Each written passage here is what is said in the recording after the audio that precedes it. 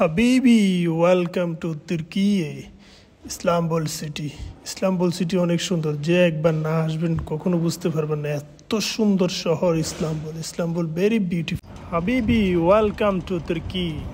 Hello everyone, আসসালামু আলাইকুম। কি অবস্থা? আপনারা আছেন বেগুমবালা? কোনো কথা নাই, যে চলিয়েছিল তুর্কির একটা বাজারে।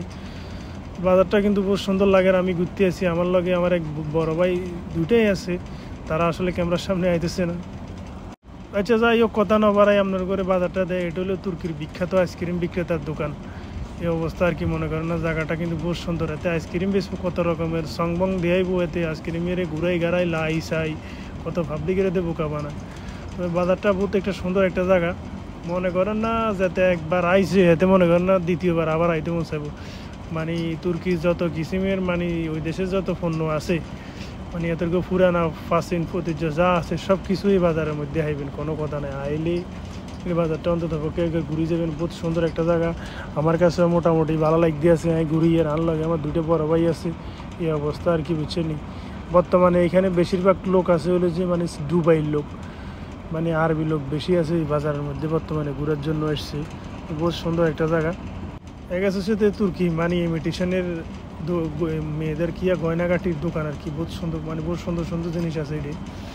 এটা হলো বাজারের মাঝখানে রেস্টুরেন্ট আর কি, মানে এখানে পাবলিক খানা দানা খায়। এত কথা না বাড়াই, আমরা করে পুরা বাজার ব্যাগা দেয় আমরা চান, তবে কিন্তু বহুত সুন্দর লাগে আমার কাছে। মানে যে সুন্দর করে বাজারটারে সুন্দর করে বানাইছে, ফুল টুল লাগাই, যে সুন্দর করে সাজাইছে, তো বহুত সুন্দর একটা বাজার বানাইছে আর কি, তুর্কি বাজার।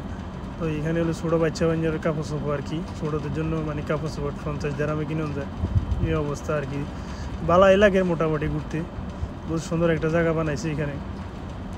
এই কি সুন্দর দেখছেন না, আইসক্রিম বেচছে, কত রকমের অভিনয় করে জার্গির কামটা দেখছেন নি?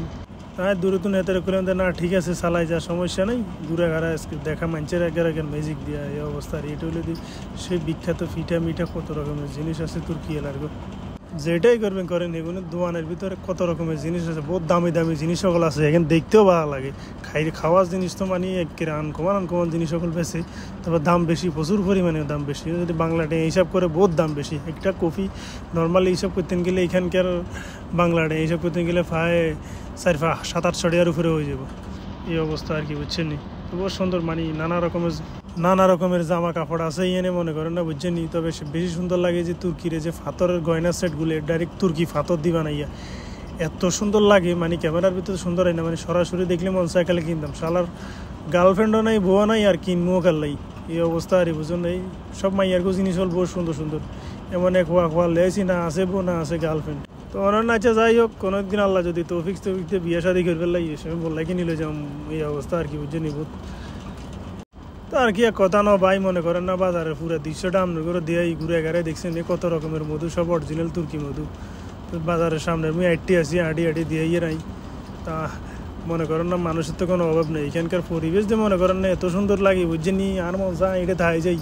আরে খোদার কাটা এত সুন্দর জায়গা, বুঝছেন নি? এটা তো এই তুর্কি মহিলা দেখছেন কাপড় বেশি, কি সুন্দর কাপড় চোপড়, এত ফাইন ফাইন জামা কাপড় আছে এই জায়গার ভিতরে, বুঝছেন নি? খালি এইখানে মনে করেন না সারা ওয়ার্ল্ডের লোক আইয়ে, মনে করেন না বাংলাদেশ কোন, ইন্ডিয়া, পাকিস্তান, শ্রীলঙ্কা হইতে লই দুবাই, সৌদি, কুয়েত, কাতার, সব জায়গার লোক এখানে মনে না আইয়ে কিনা কাটালে, বুঝছেন নি? এরপরে ইউরোপিয়ান ওগুলো আছে। এই অবস্থা আর কি, বুঝছেন নি?